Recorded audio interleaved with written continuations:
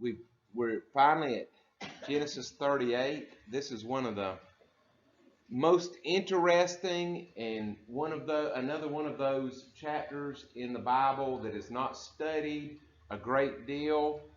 I dare say probably none of you, maybe some, but not too many times have you had this Genesis 38 for a Sunday school lesson in your life. There is a little scandal that I found with that picture. It said family affair. That's double meaning. This is a family affair, but this is also a family affair, unfortunately. So we pick up the story of Judah, who is, what is special about Judah? He's the seed carrier. The promise, the seed of blessing, the promise, that blessing which Rebekah helped Jacob to get from Isaac. Following God's will, Rebekah used a disguise, much like Tamar will today, to do a very similar thing, to keep that line of descendancy going. Remember, all throughout Genesis, from Abraham on, God says, I'm going to bless the world through you. I'm going to send a Savior through you. Here's your job. Be holy and don't mess around with any wild women. We don't want the seed going crazy ways. Well, what do all of these patriarchs do? They're a little bit free and loose with the blessing of promise, and they run around with wild women. I think Isaac, on that account, Isaac was the best of the lot. So let's pick up the story of Judah and Tamar. Why is it put here? We just started last week with Genesis 37, and we started out talking about Joseph. We're going to spend a lot of time with Joseph. The rest of our time in Genesis just about will be with Joseph. Joseph is a pretty good guy. We saw the worst of Joseph's behavior happen in chapter 37, and that was just he was a young man, didn't know when to hush, didn't know when to close his mouth. He was prophetic at age 17. Why this story? This is a scandalous story. I'll go ahead and tell you in advance. All right, my mom is here. I may blush a little bit as I go through this. This is a scandalous story. Why is it put here? Why all of a sudden do we have a story about Judah and Tamar right in the midst, right at the beginning of the Joseph stories? Anybody got a thought? They have to get it in before they go to Egypt. Well, that's true. Egypt is looming in our near future, and so we kind of change locations. We want to get this story in. Faye? It shows that we're all human. Well, as if we needed anything to prove that, but yes, it is true. There's quite a bit of humanity going on in this. I think a lot of it is to refocus us on the story of the seed.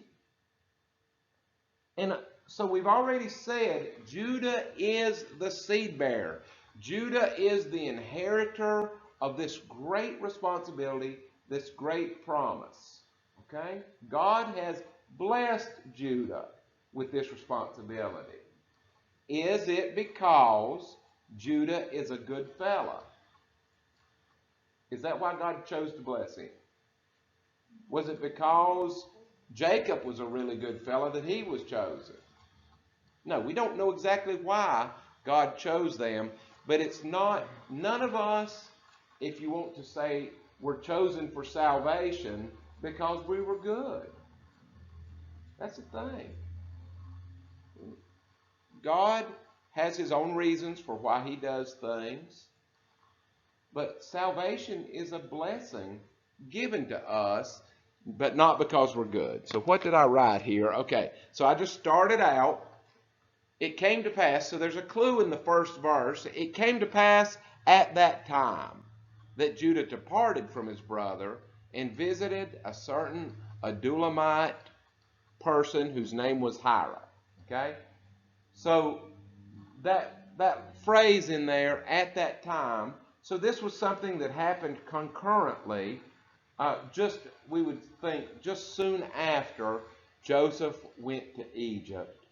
Maybe Judah felt guilty for his part in the Joseph story, and maybe he was wanting to get away from his brother some. I don't know, but it happened simultaneously. So that's the first reason it's here.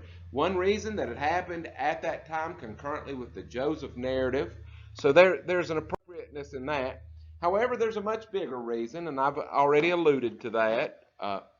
Well, I didn't allude, I just said it outright.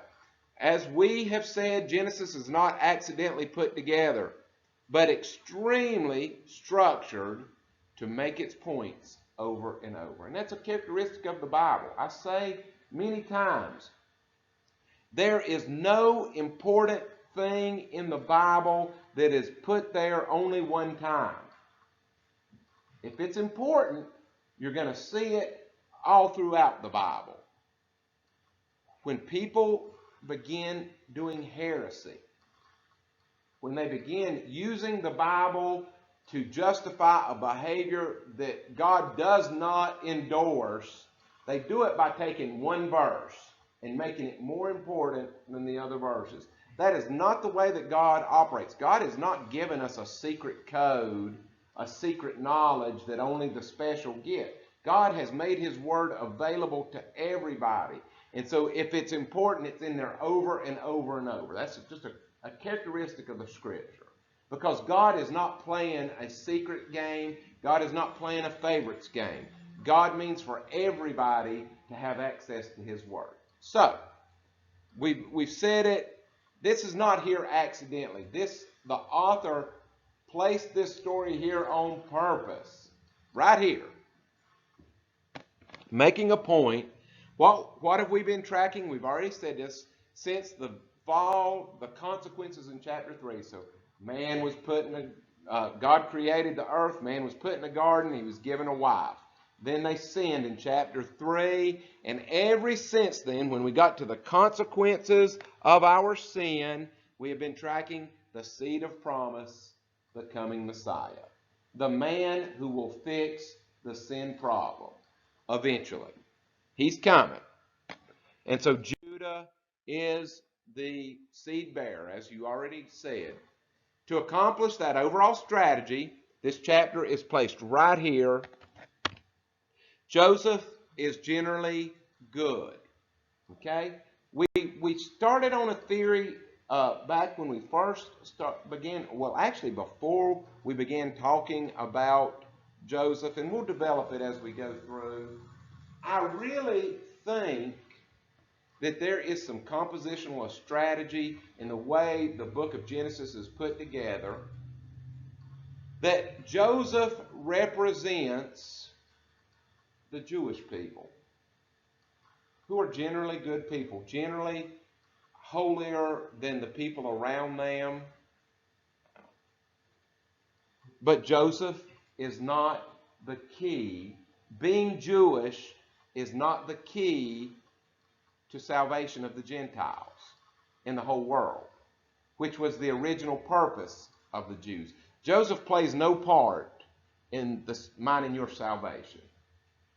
In fact, what is the trend? What does Joseph do? What wheels does he grease? What situation does he play a big part in getting the Hebrews into? Slavery in Egypt.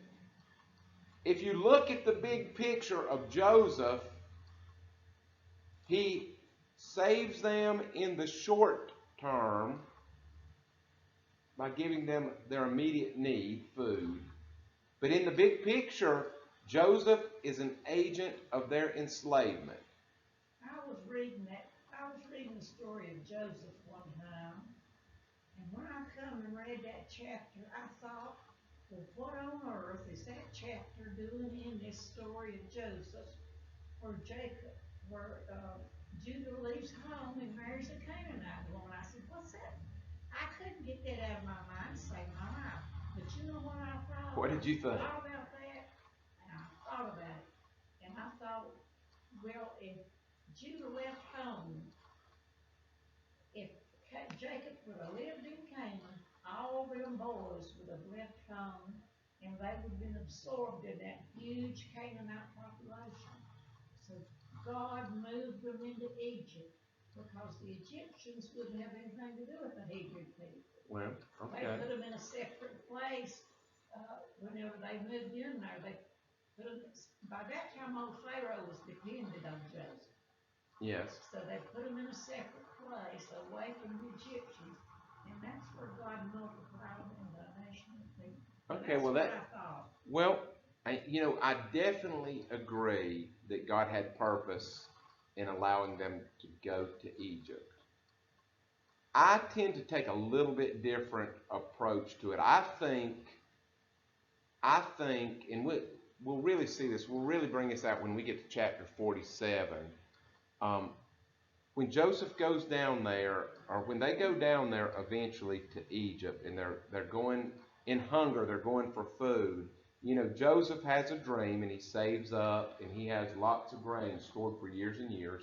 And then both the Israelites and the Egyptians sell themselves eventually. They give all their money. They say, we have no more money, but we're still hungry.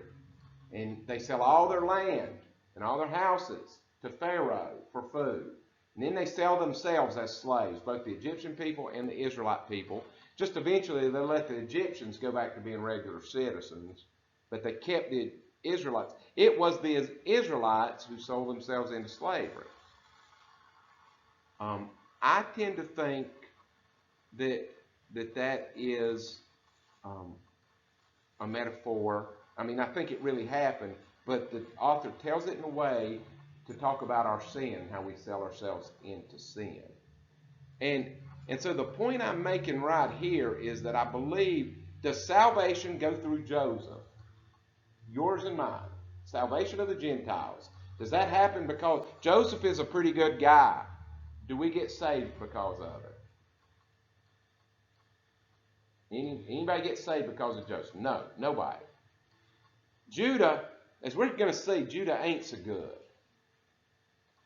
Does the seed of promise go through Judah? Yes. Salvation goes through Judah. And here's the point I'm trying to make. I believe Joseph represents the Jews who do not accept the Messiah. That seed of promise, that prophecy goes right by them, slips by them, and they're off doing other things. So let's keep going. But the story is this. Again, Judah, like his daddy, Jacob, acts badly here. All right? A big part of that is back on Jacob. I think the biblical author is kicking Jacob left and right. Throughout the rest of this book, I think Jacob is down. I think the author gives him a kick in the ribs here. And he would say Judah's acting just like his daddy did. But Judah acts badly. Salvation is not because of righteousness, our righteousness. Joseph, by contrast, is more righteous than Judah. Is being righteous, which when we get to the New Testament, that's what the Pharisees are doing. They're trying to be righteous. Is that the key to salvation? What does Jesus say? You pit of vipers. You missed it. You have missed it. And I believe that Joseph represents the Jews letting salvation slip right past them, because they're focusing on righteousness. Now that's my theory. Let's go through. When I say it's my theory, you don't have to believe it. I give you permission to just reject it. Just don't go on the internet and say bad things about me. I guess you can. I won't know. Somebody will tell me, I guess, if you do. But this story, though it's very bizarre, should be no surprise to us at this point in Genesis. It should not be a surprise. Abraham got the promise. What was the first thing he did? Beginning of chapter 12. You shall be a blessing to all nations. In your seed I will bless the whole world. He immediately goes to Egypt and does what? He gives the seed bearer wife right into the harem of Pharaoh. That is foreshadowing for this story. God said, I'm going to give you this land. Look out. He stood on Mount Ebal, where Shechem was, ironically. That's where Abraham was standing right beside Shechem, up the hill from Shechem. And he was looking south towards Jerusalem. Jerusalem is 39 miles south of Shechem. And he said, I give you this land. And I give you the promise. I will bless those that bless you, curse those that curse you. In you all the nations of the world shall be blessed. And what does he do immediately? He gives Sarai to Pharaoh. He goes to Egypt. I think it's bad. I think it is running from the land. But we'll develop that as we go. You make your choice. So the seed bearer chases. Have we seen this before? Seed bearer chases wild women and jeopardizes the seed. From starting with Abraham. One, he gives Sarah away, and then he runs off with Hagar. He doesn't really run off. Really, I mean, that is meant to show that Abraham and Sarah's sin was just like Adam and Eve's sin. They sinned together. They made a choice together because they lost faith in God. God's ability to produce and take care of them. A lack of faith, we would say.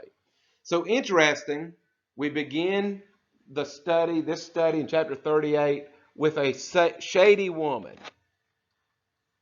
And Judah saw there, visiting his friend Hira, a certain Canaanite whose name was Shua, that's the daddy, and it says he married his daughter. Okay, so I abbreviated that, and I think I might have took a word out. This is the Canaanite woman is the daughter of Shua. Yeah, the daughter of a certain Canaanite whose name was Shua, and he married her. We don't know her name. I have in past times thought her name was Shua, but it's not. She is Shua's daughter. Some places they call her Bath Shua, because Bath in Hebrew is daughter, the daughter of Shua, Bath Shua. He married her and he went into her. That means going into her is sex, which, in marriage. What do we think about this? Is he doing right? Faye's already said he married a Canaanite woman. We've been told, don't marry Canaanite women. Was his daddy obedient to God and seeking God's will in picking a wife? No. Was his uncle Esau? No. His uncle Esau is the worst you can get. And they were told over and over, don't marry these Canaanite women. And what did Judah do? He made a beeline. The instant he got out from under his daddy's eye, he married a Canaanite woman. And so, no, he's doing wrong. Let me ask you a question. I want you to forecast here. Is there going to be any consequence for this choice to marry a Canaanite woman? Will there be a consequence? Does the Bible believe the way the daddy acts affects the children? It does. So let's see. I'm predicting something bad happens with the children. What happens so far when the father is disobedient? What about Jacob being disobedient with his choice of wives? How did the sons do? Yes, and we just saw last chapter, what did they do to their youngest brother? They were going to kill him, and they ended up, however it fell out, apparently they threw him in a pit and let some Midianites dig him out and sell him into slavery. And then they lied about it. Okay? That is a consequence. The way the 12 sons acted, 11 at that point, is a consequence of the way Jacob made decisions. Did he serve God? Did he honor God? So we go on in verse 3. So this Canaanite woman conceived and bore a son, and he called his name which means awaken. I don't think the names are really significant here. She conceived again and bore a son, and she called his name Onan, which means strong, vigorous, mighty. Again, these names don't tell us anything important. What expectations, what might we have for these sons? As we just said, I bet they turn out bad. I bet they do bad. Because dad is not being obedient. Do you think it is God's will for Judah, and this is a trick question. I'll go ahead. I've loaded. Is it God's will for Judah to marry a Canaanite woman, start having babies? I say it's not, in one sense. It's not his design will. It's not his ideal will. And I'm choosing my words carefully. You have to use those kind of phrases because I truly believe nothing happens outside of God's will. There's no existence outside of God. And so God created the universe. God knew what was going to happen. Everything that happens in God's will, in one sense. But God does not wish for us to sin. James says it flat out. God does not sin. God is not the author of sin. God allows sin to happen. And sin does serve the purposes of God. So I would say, anybody got a thought? I want to jump in there on that, about this being God's will. John? Well, God's will is, as you said, is design will, what he wants, but he also has permissive will. Right. Otherwise, we need a bunch of robots. Right. And as far as whoever we say to marry the Canaanite woman, Bob, I went to grad school with Bob Jones, and Bob Jones Sr. used to say, it's never right to do wrong to do right. Right. Yes. And that's true. I mean, there are people that do that. I read on the internet, these guys were, years ago, these two young guys were cussing, witnessing for Christ and cussing. And I thought, wow, they missed James 3:10, where it says, does cursing and blessing come out of the same mouth? Right. Brother, that should not be so, And their intent was to relate to people, to be real people, but they sacrificed holiness. They compromised holiness in the process. Yeah. And so it's hard. This Christian life is not an easy. Have I ever asked you, does anybody know the Greek and Hebrew word for easy? I don't know them. You know why? Because it's not in the Bible. Easy's not in the Bible. Did I say James 3:10? I meant James 3:10 if I said something else. You said James 3:10. Okay. All right. So I believe that Judah is sinning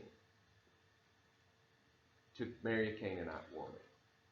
I think that God allows it. God has purpose in allowing sin. And I think John nailed it. I agree with what John said. I think God allows sin in order to preserve our choice. So that when we are in eternity with God, for all eternity, it is because we have chosen, even though it's swimming against the current, we have chosen to deny our desires and choose God. And that's the opposite of the current. The current is deny God and choose your desires. Favor your desires. And so I don't think God wanted Judah to sin, wants anybody to sin, but I think it was in his plan for him to do this. So this Canaanite woman conceived yet again and bore a third son and called his name Shelah, which means a request, something you ask for, the son you asked for. And he was at Chezib when she bore him. Okay? Lots of stories start out with three sons in the Old Testament. Abraham, his brothers, Terah. My mind just went blank on the third brother. And so now let's introduce another woman into the equation. Genesis 38:6. Then Judah took a wife for his firstborn, and her name was Tamar. All right? Now Tamar is a little bit of an ambiguous figure. We don't know a ton about her. There's speculation. Is she an Israelite? Is she a Canaanite? It doesn't really say. Some think Canaanite, some think Israelite. I tend to lean towards Tamar being an Israelite because she is righteous. Now, that's not necessarily always the case. If you remember, Abimelech was righteous, and he was a Gentile, a Philistine. And so she could be a Canaanite, but it seems it's odd that we're not told. It is actually a little bit odd. It seems that if she was a Canaanite, we would be told that Tamar was also a Canaanite. But it also seems possible if she was an Israelite, that would be made known too. So we really don't know. I'll tell you why I favor her being an Israelite is because, I interpret Genesis by tracking the seed. And we've seen a series of stories that involve women as main characters, and it involves who is going to be the carrier of the seed of blessing. And we had Leah, and then there was a gap, and we had Leah's daughter. Now, Dinah was never named as a seed-bearing woman, so I'm out on a little bit of a limb. I just want to confess that. But she was the only Israelite mentioned in that story. And to me, understanding her as an Israelite woman, the preferred seed-bearer is an Israelite woman, is the key to unlocking Genesis 34. Why was it bad to give your daughters to a Shechemite? Well, we're giving away the seed bearers. It's the same thing as allowing Sarah to go in the harem, allowing Rebecca to go in the harem of Abimelech. We're not going to give away our daughters because they are our holiness. If we give away all our daughters, then we become mixed with unholy people. We being the Israelites. And so I tend to lean towards Judah being an Israelite. She is the next in the line of those that will bear the seed of promise. She is a seed bearer. She is an ancestor of Jesus. A direct ancestor of Jesus, this woman. And so she's pretty important. And I think she's pretty cool. And I think she's the hero of the story. I'll go ahead and tip my hand. Is this really surprising? This next verse, what does it say about her? We've already been talking a little bit about it. Verse 7. But Judah's firstborn, was wicked, wroth, evil in the sight of the Lord. And the Lord killed him. I do not like the Lord killed him. As I've told you, there are lots of words for killing in Hebrew. The language developed in a very violent world, much more violent than ours. They have a lot of nuances about how to kill. There's accidental killing. There's, killing an innocent man, a defenseless man, killing. When they do the poem in Judges with Jael, they give 4 obscure terms for killing that are only used those 4 times in the Old Testament to celebrate her killing Sisera. Lots of words. What this literally says is the Lord caused him to die. And so as the author reflects, unexpectedly died as a young man. They said the Lord took him. And so it's different to say the Lord killed him. I mean, again, God can take the weight of responsibility. Anything, you can correctly charge him with, he can take the weight. But I just think the Lord killed him.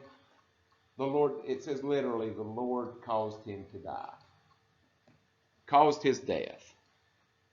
And Judah said to Onan, go in to your brother's wife and marry her and raise up an heir to your brother.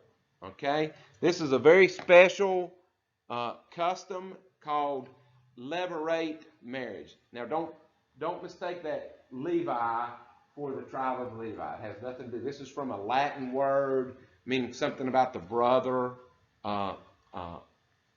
And it is prescribed in Deuteronomy 25, verses 5 through 10. If 2 brothers are living together on the same property, one of them dies without a son, his widow may not be married to just anyone outside the family. Instead, her husband's brother should marry her, have intercourse with her, to fulfill the duties of the brother-in-law.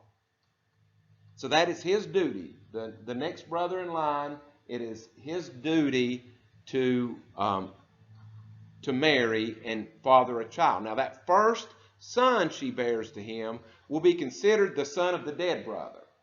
then any children after that belongs to the second brother, so that the name will not be forgotten in Israel. Jesus refers to this. The Pharisees load up on Jesus and try to ask questions he can't answer. And they say, what if a brother dies and the brother marries and so forth? Who will be the husband in heaven? Do you remember that story with Jesus? So they were trying to get a technicality on him. It goes on in verse 7 and 8. But if the man refuses to marry his brother's widow, she must go to the town gate. I love this tradition.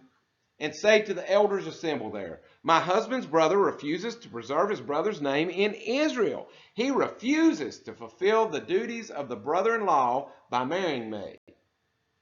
So here's what she does. The elders of the town will then summon him and talk with him. If he still refuses, saying, I don't want to marry her, then the widow must walk over to this brother who refused, in the presence of all the elders, pulled his sandal from his foot, spit in his face.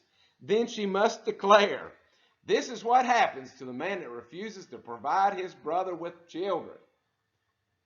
Ever afterward in Israel, that family will be referred to as the family of the man whose sandal was pulled off. Isn't that great? And so that's what they're referring to, is that is in the law of Moses. When Moses was giving his farewell speeches to the Israelites before they went into the land, he gave them the law, and that was one of the customs that was put there. So now Onan is supposed to marry Tamar and provide her with a son, but Onan knew that heir would not be his, that first child. And it came to pass when he went into his brother's wife that he emitted on the ground, lest he should give an heir to his brother. And the thing which he did displeased the Lord. Therefore the Lord caused him to die also. And so basically what Onan wanted was the sex without the responsibilities that come along with it. That is what unfortunately, that is what our world more and more celebrates.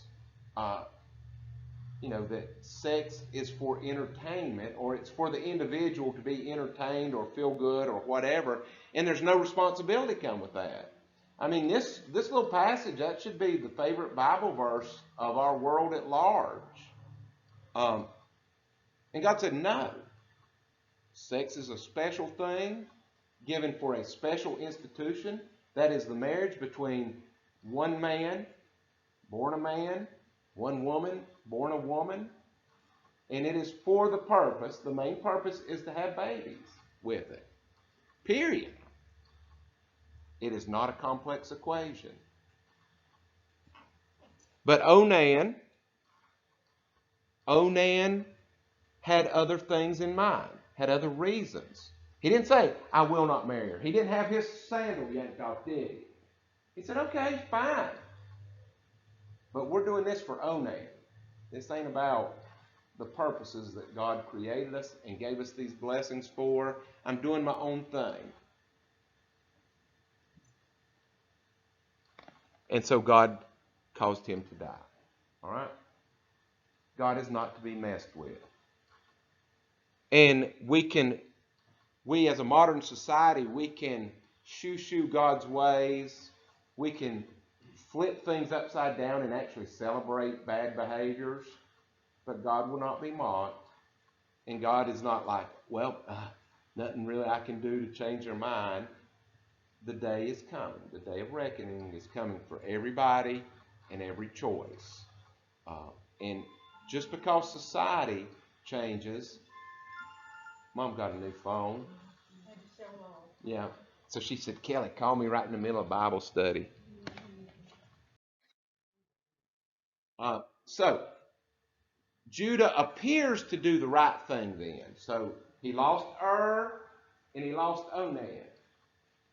And so what the law says, what the rule says, the custom says, he should give Shelah, his third son, to Tamar, but he's still too young. Then Judah said to Tamar, his daughter-in-law, remain a widow in your father's house till my son Shelah is grown, old enough to father children. For he said to himself, lest he also die. So what he said was right. Stay here, Tamar, and when Shelah's old enough, I'll give him to you. But what he really meant was, lest he also die like his brothers. So rather than Judah taking responsibility, you know what? I knew I wasn't supposed to marry Canaanite women, and look how my sons have turned out. I was disobedient, and they're disobedient. Who does he blame? Like Adam back in chapter 3, he said it was the woman's fault. That it must be something about Tamar that's killing my boys. I mean, that's classic. That's denial. I mean, this story rings to all of our attitudes, especially in the modern world. And Tamar went and dwelt in her father's house obediently, even though he was saying one thing but really meaning another. However, out of fear, and this is Judah, he shuts down the process and he blames Tamar rather than himself for the problem. Goes on in verse 12. Now in the process of time, the daughter of Shua, that is Judah's wife, died, and Judah was comforted. That word comforted has a lot of meanings. That could also mean he regretted it. The word is nakam. He comforted himself because he felt such sorrow, is how it can mean that. But it's to feel sorrow. To nakam is to regret. You know, there's some verses that said God regretted making man. That was nakam. And that is to feel bad. He felt bad, and so he tried to comfort himself. And he went up to his sheep shearers at Timnah. Now, we talked a little bit about Timnah back in relationship with Esau when we were looking at all of his descendants. Timnah is down south of the Dead Sea, down in the desert. He went up to his sheep shearers at Timnah, he and his friend Hira the Adullamite, and it was told to Tamar, saying, look, father-in-law is going to Timnah to shear sheep. And like Rebekah before her, she said, I'm in a bad way here. So she took off her widow's garments, covered herself with a veil, and wrapped herself and sat in an open place which was on the way to Timnah. Okay? That is a little bit lost on us as modern people, but basically she presented herself as a prostitute available. We might say she put on her Daisy Duke shorts and went to the street corner, would be the equivalent. For she saw that Shelah was grown, and she was not given him as a wife. Now, the big difference between Tamar and Rebekah, I mean, I think it's basically the same story as Rebekah and Isaac. The one difference I would note is that Rebekah was told by God that she was going to bear the seed of promise. And she was told that the older would serve the younger. And we're not told anything about Tamar having special spiritual insight of this, but still, and so her motives may have been in order to have a child, because for a woman in the ancient world, there were only 3 jobs: daughter, wife, and prostitute. And so we see her here being denied wife, which is the most honorable. And so she ironically disguises herself as the worst job in the ancient world for a woman in order to get her appropriate to have a child. So like Rebekah, she uses a disguise to obtain a blessing she should have been given freely. She was entitled to a child, a son. She was God's choice to bear the seed that will become the Messiah. and she's being denied by Judah, who should be seeking God's will. He is actively working to shut down the seed, the line of descendancy. Verse 15, when Judah saw her, he thought she was a harlot because she had covered her face.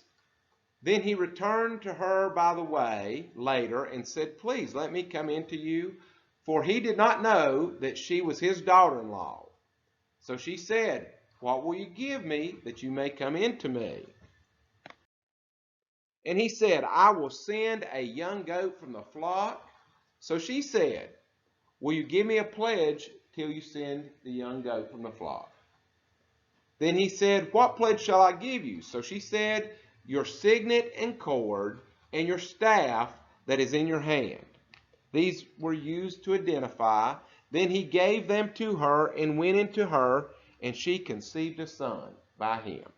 And so I found a picture of a signet and cord with symbols on it. And so I don't know if they wore this as a necklace, if they wore this around the waist, but it was identifying marks, a special signet. I believe I have read somewhere, maybe I'm confusing something, but what I have in my mind is the signet, when they would send a document, they would close it with wax and you would put your symbol on it so people as an identifying mark. But I'm not sure. But anyway, it was the ancient Near Eastern identity card. Basically, he gave her a credit card and his ID.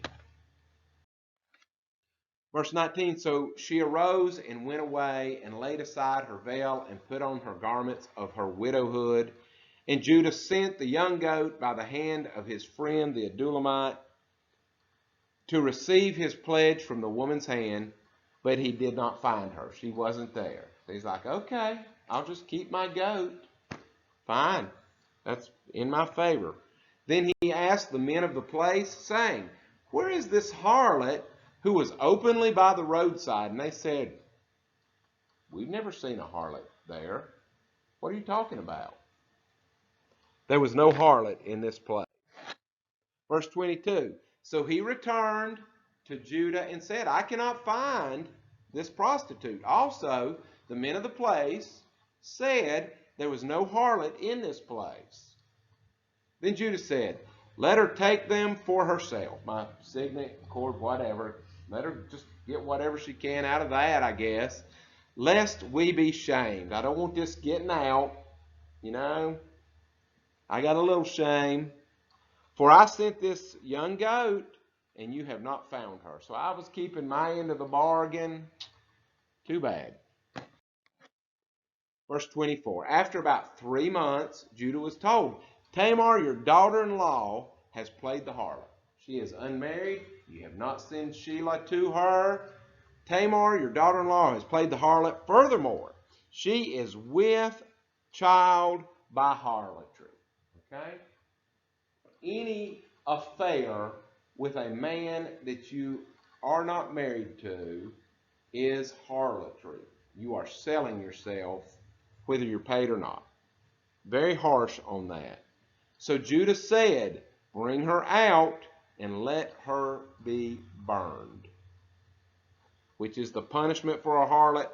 When she was brought out, she sent to her father-in-law, saying, by the man to whom these signet and cord and staff belong, I am with child. And she said, please determine who these are, the signet and cord and staff. It's very cunning. She has turned the tables on Judah. So Judah acknowledged them and said, so we don't have to read between the lines here, she has been more righteous than I. In other words, he recognizes that he has not been obedient to God. He has not been responsible. Because I did not give her Shelah, my son. I did not follow the law. He never knew her again. And she had 2 sons. So Judah acknowledges himself. As I said, we don't need to read between the lines to find the hero of this story. You really don't need to interpret it. Out of Judah's mouth, he says, she is more righteous than I. She saves the seed through cunning, through trickery.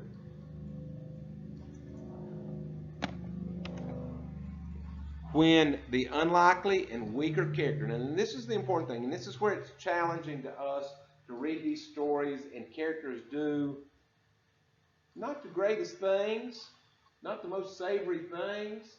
The Bible's not teaching us to dress like harlots and to trick people.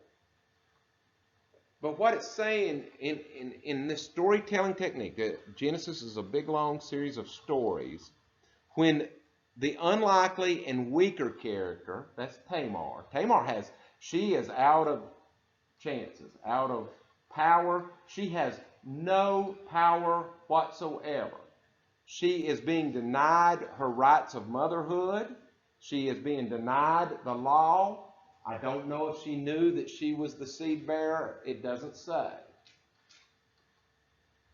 She is the weaker and unlikely character. She overcomes the stronger. She overcomes the patriarch. You know, the name Jew, that's a contraction of the name Judah. It's a shortening of it. It points, anytime that happens in a story, in an ancient story, it points to divine intervention. Unlikely things happening, that means God is directing the events.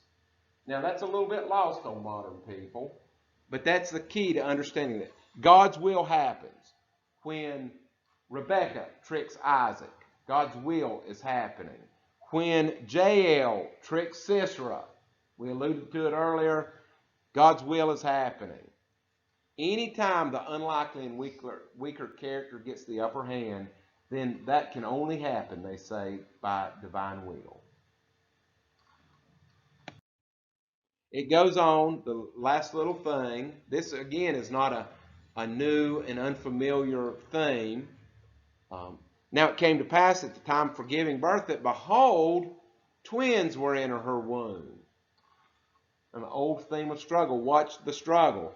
And so it was, she was giving birth, that one put his hand out, and the midwife tied a scarlet thread and bound it on his hand, saying, this one came out first. Then it happened that as he drew back his hand, that his brother came out unexpectedly. And she said, how did you break through? This breach be upon you. Therefore his name was Perez. Perez came out first. Afterward his brother came out and had the scarlet thread on his hand, and his name was called Zerah. Who was the firstborn? We will handle it later. It's a little bit ambiguous. I believe that Zerah is considered the firstborn because of the scarlet cord around his arm. But we will handle that later. That is the end of that very interesting story. Let me give you a couple opinions, and I think they're apparent already on the characters. And again, note opinion in red. Please read and decide for yourself. And Onan, they were wicked, offspring of an ill-fated and disobedient union. They were a product. Their wickedness was a product of Judah's sin and disobedience. Like Jacob's sons, like the other sons, they were wicked, doing evil. The sin of the daddy will be visited on the children for many generations. Sheila is a flat character. That means they don't really play any personal role in the story. He's neither good nor bad. We don't know anything about Sheila. So he's flat. He's almost a non-participant. Judah, behaving badly throughout. This is a continuation of the consequences of Jacob's actions. All right? And you know what? Isaac had a little responsibility too, because Isaac tried to prefer one son rather than listening to God. And you know what? If you go back a little bit further, Abraham didn't make every choice just right either. And I think that's something that the that the Bible author is trying to point out to us. Finally, Tamar, seed bearer, works to fulfill God's plan or will. Whether she knew that that's why she was doing it or not, it doesn't say. She is the hero of the story. Again, she's using what she has available to her in a position of weakness. And in the end result is that God's will is done. It's not a pretty story. Uh, this is not endorsing that we should all do it that way. But in this, it's not intended to be a guidebook for righteousness here. Do not follow Tamar as a guidebook for trying to be righteous. But in this story, she was the hero, the righteous one that brought about God's will. Anybody want to agree or disagree or ask a question as we get ready to close? Okay, let's say a prayer and close.